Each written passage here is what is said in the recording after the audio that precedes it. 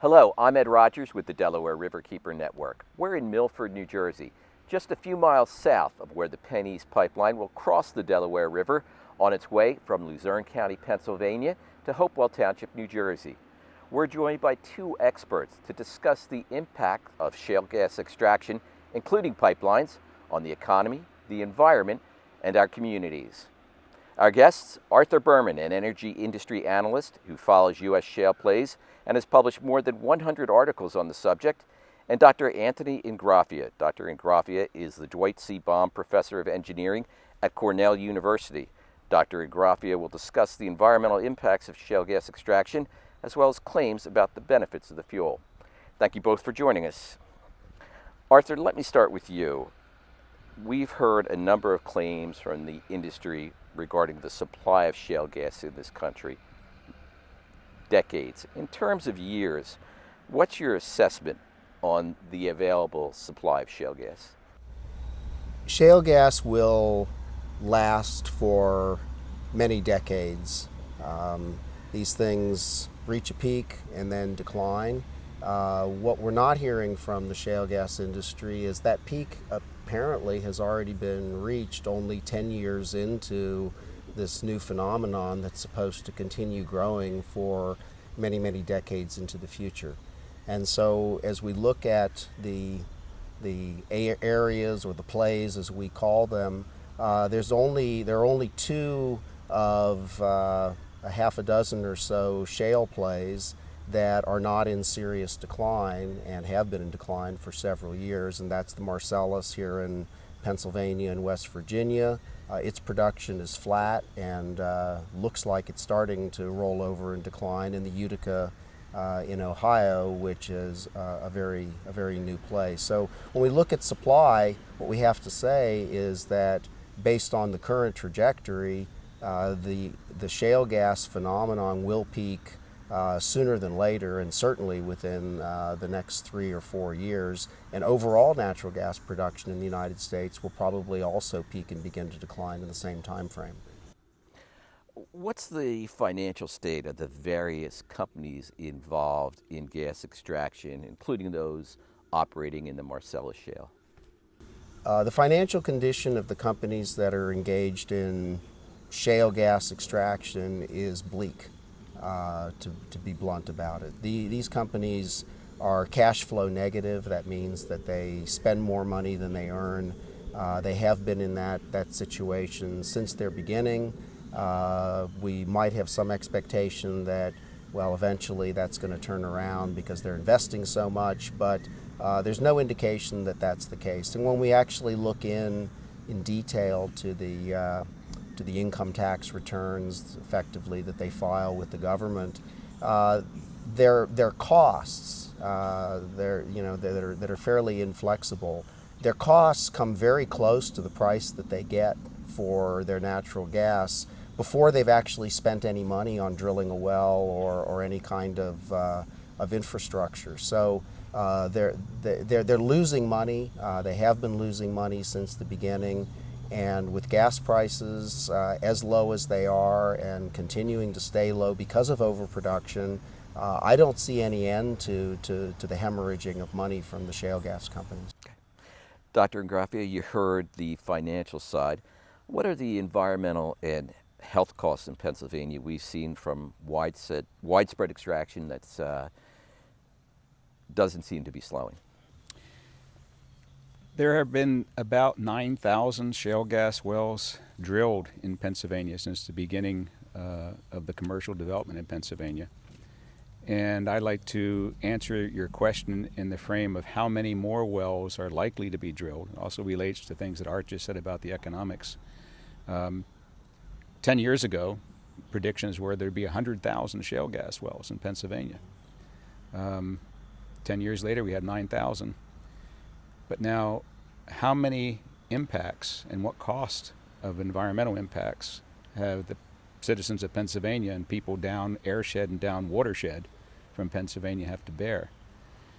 It is now well known, certainly by the Pennsylvania Department of Environmental Protection, that over 250 private water wells have been contaminated, using Pennsylvania DEP terminology, contaminated by nearby shale gas drilling. So I would ask, what's the value of those 250 lost water wells? No one's done that calculation. It is now well known through health science that's finally being done that there are statistically meaningful negative health impacts from nearby shale gas drilling, from water well contamination, from air contamination, from stressing of people because of the 24/7, 365 activities, which of course cause noise, light, air, and dust pollution. No one's done that calculation yet. I can't answer your question directly, but it's a question that should be answered. What are the negative side of the ledger costs to society of those first 9,000 wells? Because now we have a time to pause. As Art just said, the industry is in a bust cycle. No one's making any money on this. I don't see any companies going to want to drill, any set of companies are going to want to drill the next 9,000 wells knowing that they're not going to make any money on them. So we have this natural, or unnatural pause, I should say, in the development of shale gas in Pennsylvania. Now is the time to take note of what science is telling us about the negative environmental impacts. Tally them up. Give the people of Pennsylvania an honest assessment. How much is this actually costing you? It is true, as Art said, that the people getting royalties are in a good position. On the other hand, because of this pause, it's now estimated that the royalty recipient is getting royalties based on $1.41 per 1,000 cubic feet. $1.41 before deductions for expenses. So if I own mineral rights in Pennsylvania, and I thought that, it was only 6 or 7 years ago, I could have been getting 20% of $12 gas, and now I'm getting 20% of $1.41 gas, I wouldn't want my mineral resources developed at this point. So, long answer to a short question, we don't know what the actual costs are, but we should know them. Talking again about the impacts, the headline of a draft EPA study released last June said that the agency did not find evidence that oil and gas fracking extraction has led to widespread impacts on drinking water resources in the United States. Do you agree with the agency's conclusion? No, I don't agree with the implications of the conclusion. That is a very, very legally worded and public relations worded conclusion. No widespread systemic contamination of drinking water supplies from fracking. But that study was stillborn to begin with. The wrong question was asked. And it was imposed upon the EPA by Congress and then manipulated by the industry to continue to down-focus the issue on fracking itself. So if you were to ask me, is there any widespread systemic contamination from the fracking process on drinking water, I would say no. Probably not. There are isolated incidents, but the wrong question was asked. The question should have been, is there any widespread systemic evidence of impact on drinking water supplies from oil and gas development? And the answer is yes. You didn't even have to ask the question. You didn't have to do a 6-year study and spend millions of dollars of taxpayers' money to answer that question. You ask the wrong question, you're not going to get the right answer. Let me jump in. The impacts that we're seeing on drinking water supplies, if you can describe it a little, and are these impacts long-term? How severely damaged is the resource, those aquifers? Let's talk about the long-term versus short-term impacts first. It is well known in the industry that the process of drilling an oil or gas well involves drilling an open hole through an aquifer. There's no other way to do it. You're drilling an open hole through an aquifer. You are going to disturb the aquifer.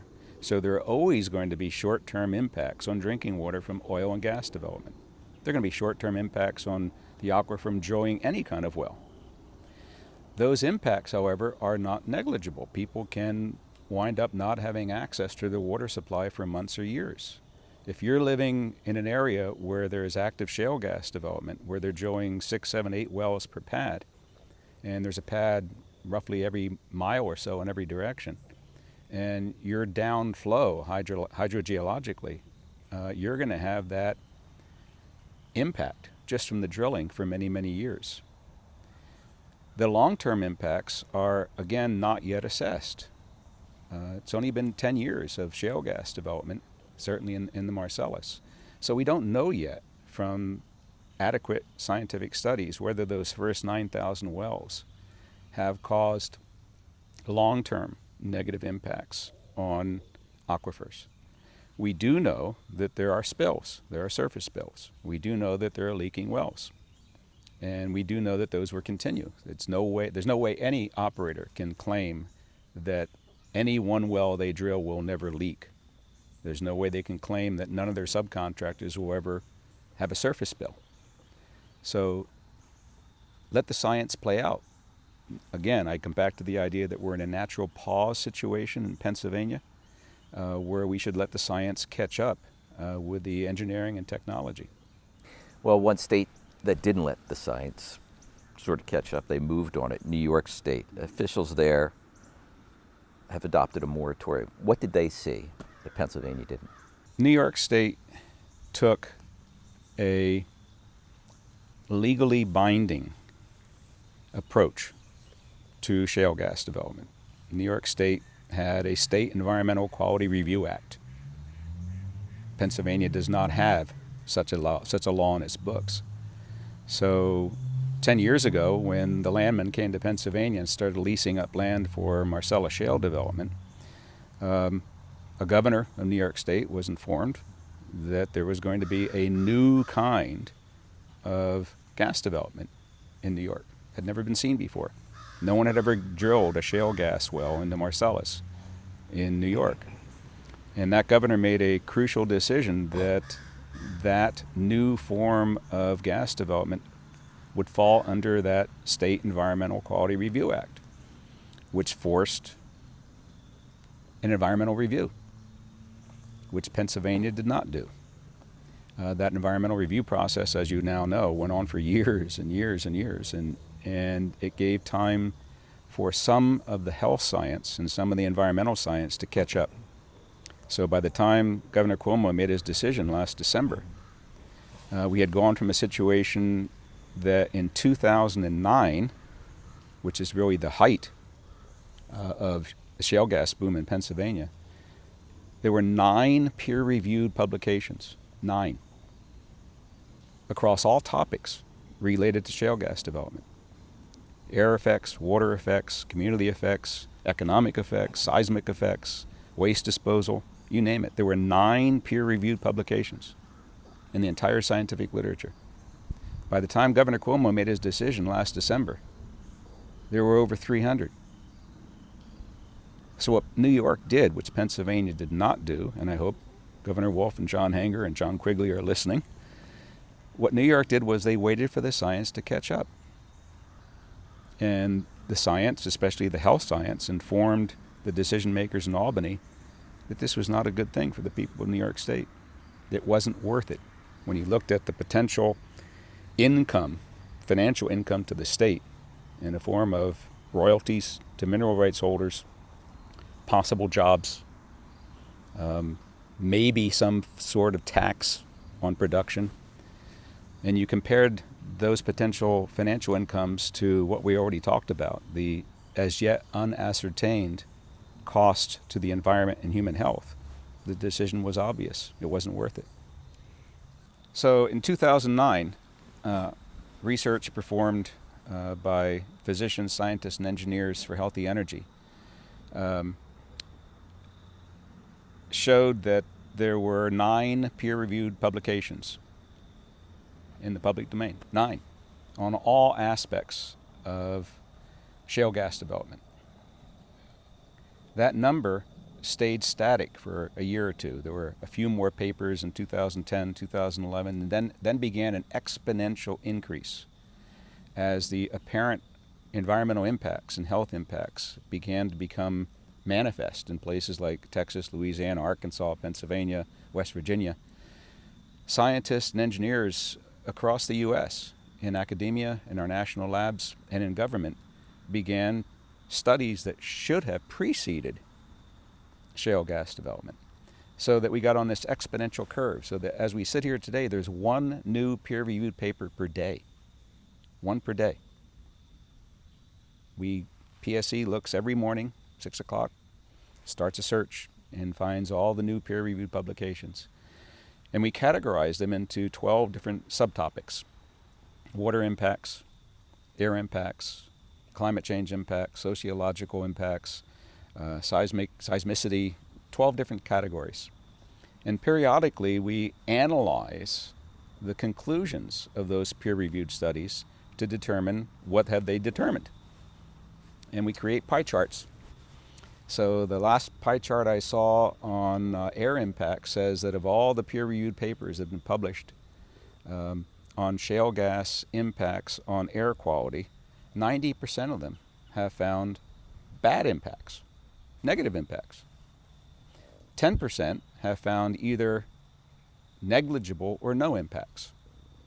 Not one paper has found out that shale gas has improved air quality. Water quality, about 70 to 75% of the current peer-reviewed science. Again, still a small number, a few dozen papers in the peer-reviewed literature. About 70 to 75% find bad impacts on water quality. The rest find either negligible or no impacts. And again, no study has shown that having a shale gas well in your backyard improves your water. All of the peer-reviewed science in the area of human-induced seismicity has concluded that there is human-induced seismicity from two aspects of shale gas development: waste injection and fracking itself. And we can go on and on. So that the question is there consensus science? Science never answers yes, no. That's not the way it works.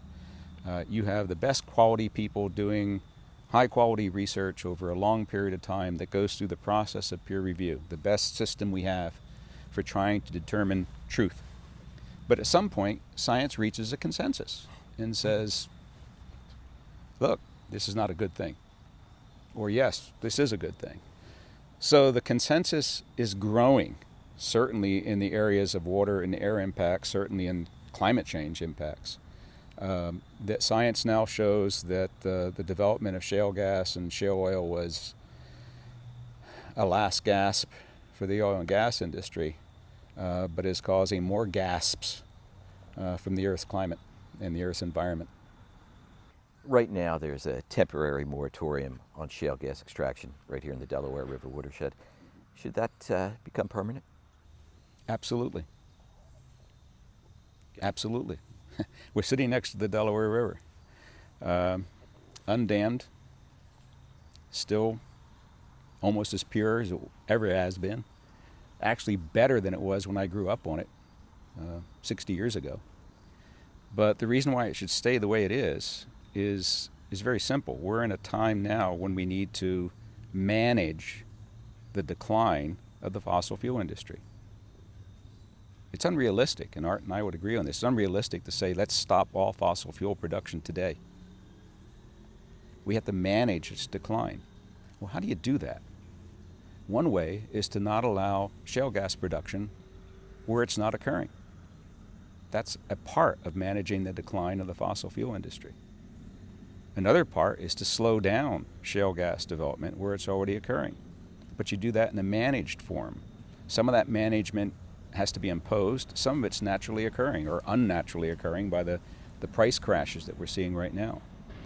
So I see the Delaware River Basin as Pennsylvania's voluntary contribution to managing the decline. Has there been any research that examined what the impact of shale gas extraction would be on this watershed? And do you think it supports the idea of a permanent ban? Yes and yes. an organization called CNA recently did a in-depth comprehensive study of all of the potential impacts of shale gas development in the Delaware River Basin. They concluded that a reasonable estimate for the number of shale gas wells that might be drilled in the basin is 4,000 or more wells, which is half as many, roughly, as all the shale gas wells that have already been drilled in the entire state of Pennsylvania. So it's not an inconsequential number of wells that they foresee would be potentially developed here. But if that number of wells was developed, they also concluded that there would be very significant negative effects on water quality and on air quality in a region that, when you look at the entire state of Pennsylvania, is the cleanest. And I am born and bred in the Delaware River Basin, so I know clean air and clean water when I see it. So there has been a very significant study, and the result is that the strong suggestion from an environmental point of view for this still pristine watershed is to keep it as it is. Don't allow the moratorium to expire. And in fact, I would hope that that moratorium would be turned into a complete ban on shale gas development for reasons of keeping hydrocarbons that are yet undeveloped. Art, there are plans for at least 9 new pipelines to cross through the Delaware River watershed. One is the PennEast line. PennEast has said the gas is needed right here in New Jersey. Given the current demands and the supply sources, does that need really exist for the PennEast line? No. No, I've investigated this situation in detail. New Jersey has more than ample supply of natural gas. The volume that the PennEast promises to bring would oversupply New Jersey by more than 50% of its current consumption. I think that the PennEast proposal is ill-conceived and probably disingenuous in its statement. New Jersey simply doesn't need the gas. Is New Jersey a growth market for natural gas? New Jersey is not a growth market for natural gas. New Jersey's natural gas consumption has been fairly flat for about the last 10 years.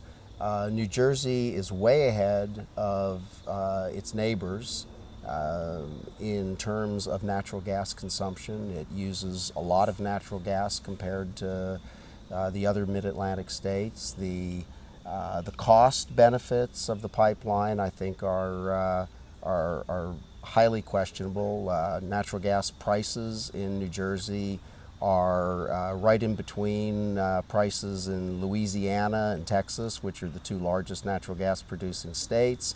The arguments in favor of lower electricity costs, New Jersey already has relatively low electricity costs, and the principal reason that they're a little bit higher than average is because of a large reliance on nuclear. It has nothing to do with natural gas. So from every aspect that I can examine the New Jersey situation, I don't see any arguments that support more natural gas to New Jersey, unless the idea is to interconnect the gas to pipelines that either take it to export or to some other market.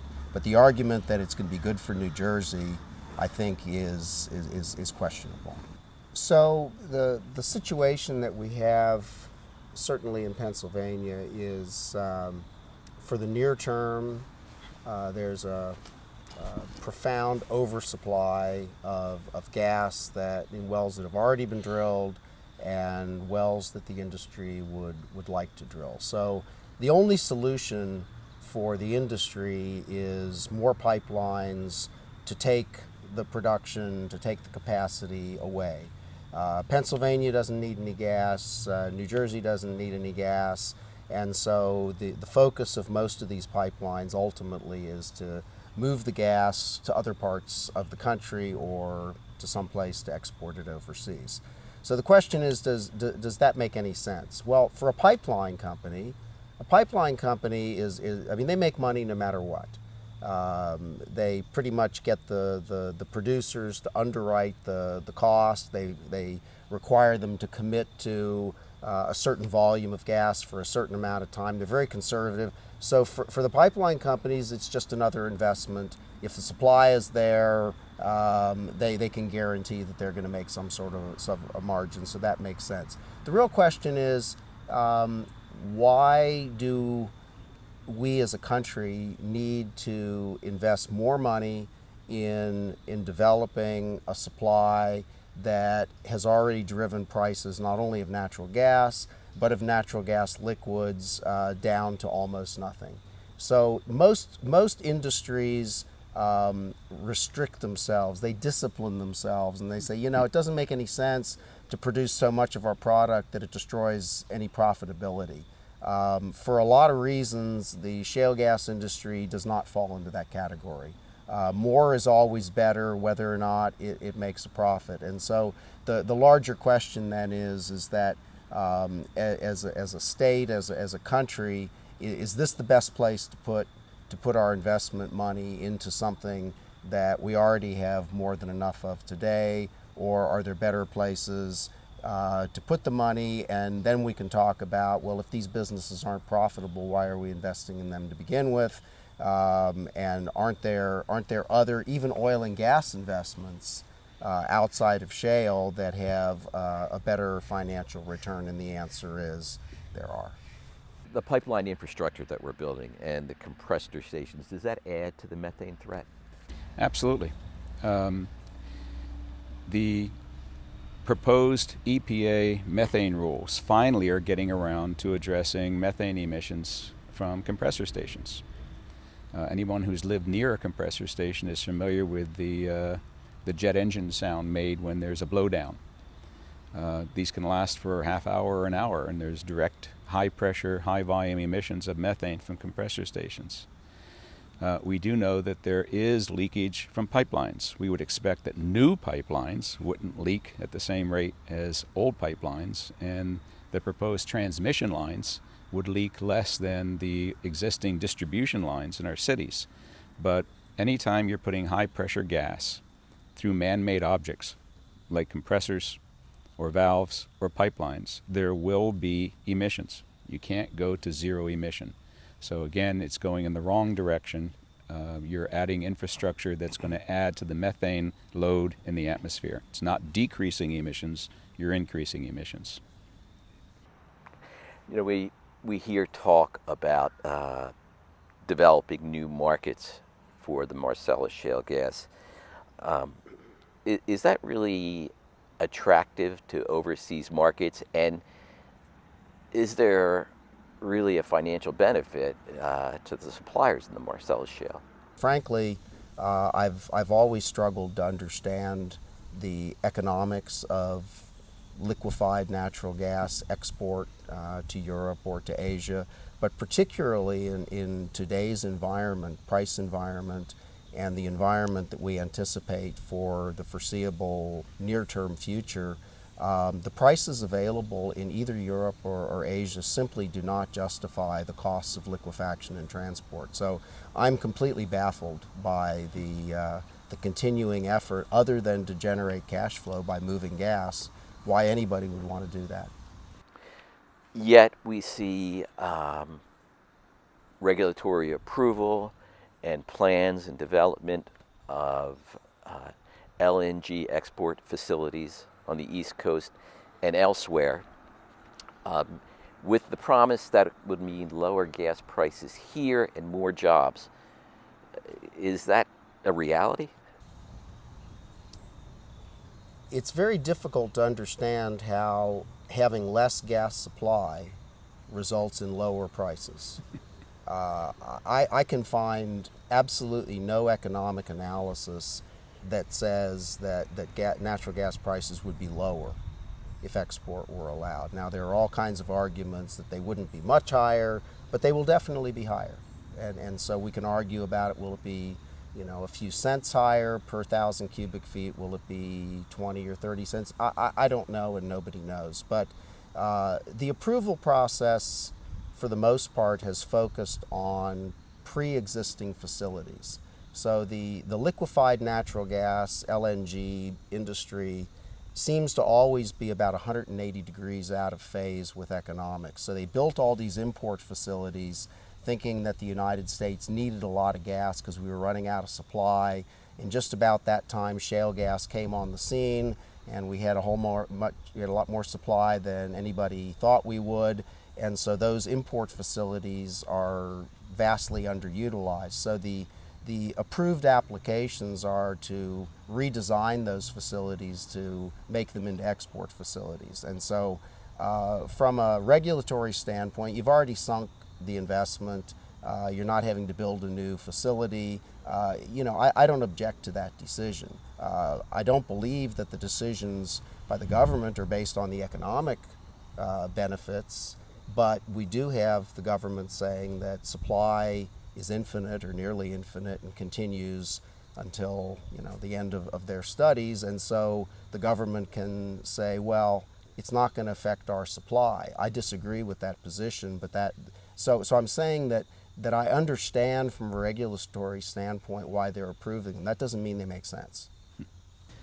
There are two types of LNG export facilities that are being discussed. One is taking existing import facilities and modifying them to turn them into export facilities. And the cost to do that is considerable, but it is considerably less than starting from scratch with the brand new facility. So the studies, the economic studies that are publicly available suggest to me that at a certain overseas gas price, the re-engineering of existing facilities might be marginally profitable or break even at best. To build a new facility based on all the studies I've read is a non-starter. It just doesn't make sense. And most of the experts who studied this believe that most of those applications for new export facilities will effectively just go away because the economics aren't there. The factor that nobody has really considered, however, is if U.S. natural gas supply is peaking or will peak soon, what that implies is that the cost of natural gas domestically will go up. And there comes a point where lower sales price overseas combined with rising domestic sale prices and the supplier has to say, wait a minute, if I consider all of the costs of liquefaction and transport and export and regasification, maybe I'm just better off to keep it here and sell it in the United States for a higher price. And I firmly believe that by the middle of the 2020s or towards the end of the next decade, that all of these export schemes will be looked back on as being just really a misadventure. That most of the gases, and those facilities are going to be dormant again because there will be more money to be made by selling the gas inside the United States. From an environmental point of view, especially the global environmental point of view, climate change, LNG is very bad. The extra steps of liquefaction, transport, and gasification means more emissions, and at a time that we're supposed to be reducing emissions. And it's emissions of methane, which, as I said before, is a much more potent greenhouse gas than carbon dioxide. So again, this is not part of managing the decline. It's an attempt to elongate the increase in use of fossil fuels in ways that have apparent economic advantage, but have a clear negative environmental impact. And the promoters of LNG export appear to view the rest of the world as static. That the world is waiting on pins and needles for the great ingenious Americans to give them the gift of our natural gas. Well, I've got news for these people. There's a lot of natural gas in the world. The United States is a rather second-rate natural gas reserve holder compared with Russia, compared with Iran, compared with Turkmenistan, compared with a number of countries, Qatar, and those people are a lot closer to the markets than we are, and they're already set up to do that. So, I mean, there's enough pipeline gas in Russia and Iran to supply Europe and East Asia for decades to come at prices that cannot be touched by U.S. exports. So I think that the whole export adventure began because there were extraordinarily high prices for a short period of time in the world because of the Fukushima disaster in Japan, and because most foreign LNG prices are linked to oil prices, which were very high for a while. Today, that situation has radically changed, and I don't think that the LNG exporters have been forthcoming in acknowledging that. I'd like to add to that a message to Governor Wolf and the other leaders in Pennsylvania. Think about the carbon footprint of taking a molecule of methane that has lived for 320 million years underneath Susquehanna County, taking that molecule of methane and shipping it to Germany. Stop and think about that a minute. I'm pausing here so somebody will think about that. The absurdity of it, and the only justification, as Art points out, is the alleged potential for making money at it. I hope that Harrisburg has heard about climate change. So anything that the leadership in Pennsylvania continues to do to encourage the increase in production of natural gas in Pennsylvania, as opposed to managing its decrease, is absurd. And here's a perfect example of the absurdity: taking a molecule of methane from some county in northeastern Pennsylvania and finding a way of burning it in Europe. Pennsylvania officials boast about how much gas they've produced, that it's a moneymaker. Is that a poor assumption? The question you have to ask, whether it's natural gas or cement or widgets, is not how much did you make, but how much did you earn? What was the cost, and what was the return? What was the revenue? And so we can look very easily and quickly at whether or not all this natural gas has made any money, and the answer is no. Anybody can get on Google Finance or Yahoo Finance, and you can look at any one of these companies, and everybody knows who they are, and you can simply say, well, here's how much they spent, and here's how much they made, and the answer is negative. So that is clear. So there's a great deal of confusion, because with all this gas production, many people will say, gosh, there was no shale gas production 15 years ago, and now there are 20 or 25 billion cubic feet a day. Doesn't that mean it's successful? Well, that means that they've been successful at producing a lot of gas. That doesn't answer the question as to whether anyone's making any money or whether it's any good for the country or the economy. And that's the question that has to be asked. What did it cost you to produce all of this, and what did you make in return? And I think those are sensible and fair questions. I read the other day that in China, more cement has been produced and consumed since 2010 than was produced and consumed in the United States in the entire 20th century. Does that make it a good thing? Well, no, it just makes it a big thing. It was all cement that was produced thanks to government subsidized credit, is the specific, but just a large amount doesn't in any way mean it's bad or it's good. It just is, and so we have to ask more questions. Now, what we see in Pennsylvania is what I've called an orgy of overproduction. That why companies would continue to produce more than they can even market and sell, and why they would do this at their own expense, meaning that they're depressing the price of their own product. I mean, these shale producers have systematically destroyed the price of every product they've gotten involved in. They took natural gas from something that was $10 or $12 per thousand cubic feet down to less than $3 today. They took natural gas liquids from something that was valued almost as much as crude oil down to something that is worth less than natural gas. And now the same people have managed to take crude oil prices that were $100 a barrel and now they're less than $50 a barrel. It's this orgy of overproduction that seems to infest everything that they get involved in. And at some point, I think we have to say, does your business model really work for anybody? And I look at it and I say, I think you need a new business model. Can I add to that? Yeah, you looked like you were chomping at the bit, ready to.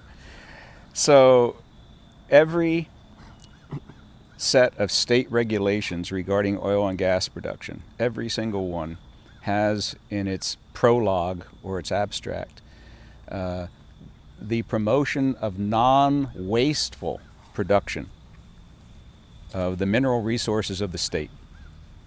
You can read that in Pennsylvania, New York, the New Jersey, promotion of non-wasteful production.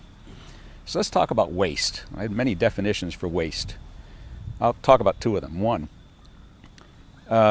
here's a reason why the state of Pennsylvania should instantaneously put a moratorium on any new shale gas drilling.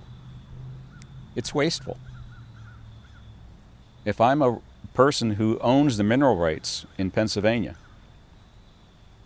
I'm wasting my mineral rights because I'm only going to get 18, 20, 21%, whatever the royalty agreement is, of $1.41 per thousand.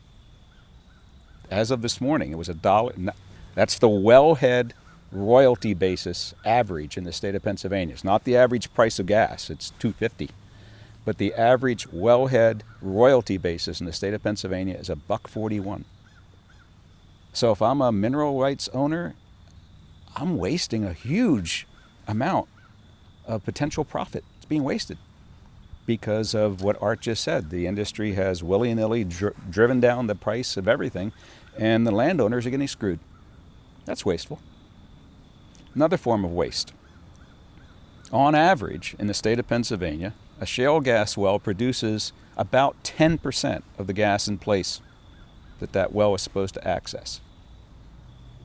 So there's another reason why the state of Pennsylvania should instantaneously impose a moratorium on new production until the industry can figure out a way of non-wastefully producing shale gas, which of course is never going to happen because they got the best method that they're ever going to invent right now, and it only gets 10% of what's down there, and the rest of it is lost forever because you just flooded the shale play with millions of gallons of acid mine waste or frac fluid.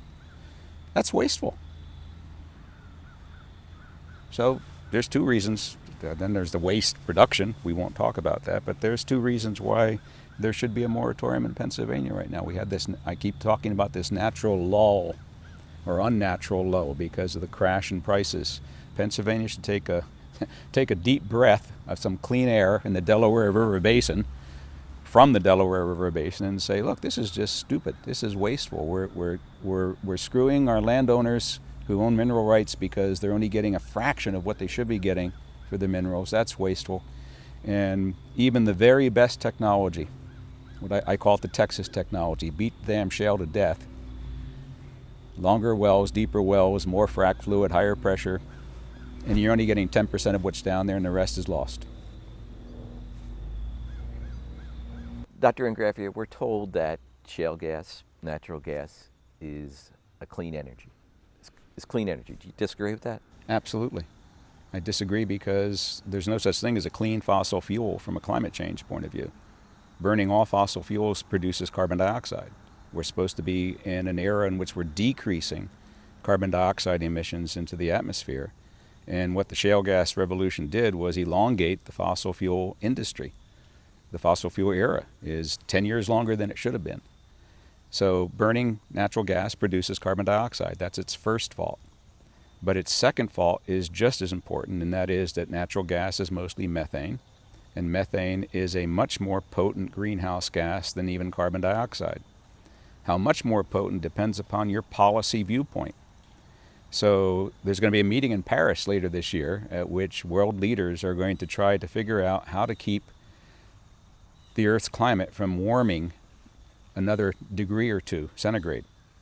To do that means that you have to find ways of reducing not only carbon dioxide emissions, but methane emissions, because in the next 10 to 15 years, which is about all we have left to do something significant about climate change, methane is 70 to 100 times more potent as a greenhouse gas than carbon dioxide. Going back to New York State for a minute, we've both spoken about what happened in New York State and why it happened, but I was there on the ground for 6 years watching tens of thousands, eventually hundreds of thousands of New York citizens saying no to shale gas, nearly overnight pivoting, saying yes to renewables. If not shale gas, then what for New York State? It's a question we should be asking nationally. And so New York State, like California, is now a lead state in doing everything it can to manage the increase in the use of renewables, while at the same time managing the decline in the use of fossil fuels. So we have a governor of New York State that says yes to renewables as fast as possible, no shale gas. We have a governor of New Jersey who says, yeah, climate change is real, it's human induced, but I don't want to kill jobs by fighting climate change. And we have a governor of Pennsylvania who could get back on the track of rapidly increasing renewable deployment in the state. They made tremendous inroads a decade ago with wind, but they have tremendous wind potential and solar potential throughout the state of Pennsylvania, and these would be job producers. We have presidential candidates, one of whom says 500 million solar panels in my first term. No, that's not Donald Trump. And we have another presidential hopeful who says yes to the Keystone Pipeline and yes to more shale gas. And so the politicians are all over the map. But there's one thing that I think Art and I will agree on, that the current bust in the perpetual boom-bust cycle of oil and gas, this one's different. It's different for two reasons. This is the first bust cycle where, coming out of it, the oil and gas industry is going to be confronted with climate change right in their face. And now they have a really powerful energy enemy. It's called renewables. This is the first time that a bust cycle, to come out of the bust cycle, the industry is going to have to address two immensely powerful forces. And I don't see how they're going to be able to do it. Renewables will continue to ascend. Will they be able to ascend in their deployment and use rapidly enough over the next 20 years? We only have about 20 years to do it. While at the same time managing the decline of fossil fuels is the question for all of us. In our homes, our cars, our communities, who we vote for in our states. I would add to that there is a component of common sense in energy use, which is called conservation. Mm-hmm. And as long as both the renewable side and the fossil energy side are painting a picture for us that if you only use what we're doing, you basically will never have to change your lifestyle, there's absolutely no incentive to conserve. And that is the most powerful thing that can be done today. But as long as people have no motivation to conserve, then they won't. So I would really like to see all sides in this discussion abandon the utopian perspective that they provide to the American public. I don't expect politicians to do that, but I think if people are given a realistic perspective on what their future may look like, regardless of what the mix of fossil and renewable energy might be. People don't understand that the reason that the world has an economic problem is because of the high cost of energy. And energy costs are still high with oil at half the price that it was a couple of years ago or even a year ago. This is a topic that is unknown to most people, but it's well documented, and so the future then says that that energy costs are going to remain high regardless of which camp you fall into, and therefore we're going to have to change our behavior and our usage consumption patterns going forward. And until we start giving people a realistic view of what the future looks like, we're just not going to see it. Amen. This is a question for both of you. Despite the economic realities that you pointed out, the health threats from shale gas, many politicians still call for more drilling, pipeline, LNG facilities. Why are they doing it? Let me start with you, Art.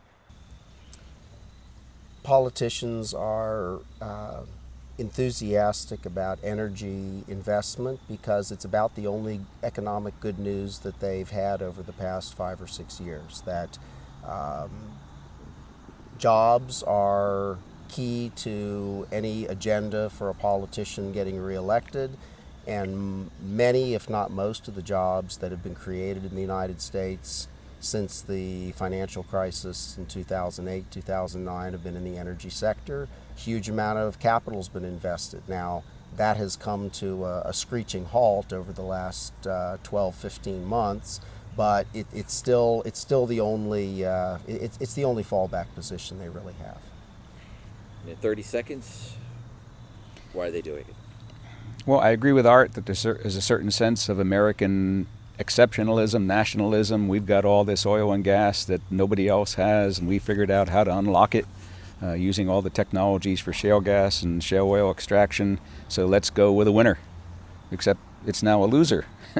So again, I think politics are behind, way behind in time, what the science is saying about what the overall impact on American society that this prolongation of the fossil fuel era is bringing us because of shale gas and shale oil. I just wish that the industry had decided 10, 15 years ago that it was time for a new business plan. Arthur Berman, Anthony Ingraffea, thank you both for joining us and discussing these issues. I'd like to thank the Chestnut Hill Inn here in Milford, New Jersey for hosting us. I'm Ed Rogers for the Delaware Riverkeeper Network. Goodbye.